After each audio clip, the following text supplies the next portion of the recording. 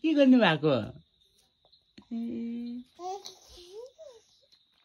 भएको बहिनी बहिनीले लट्री मिलायो के हो पर्यो बहिनी हेङ्खे लट्री पर्यो ले परेन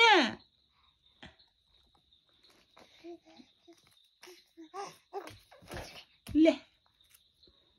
परेन लट्री ए छुट्टी 30 रुपियाँ छुट्टी भयो मेरो छोरी के भयो त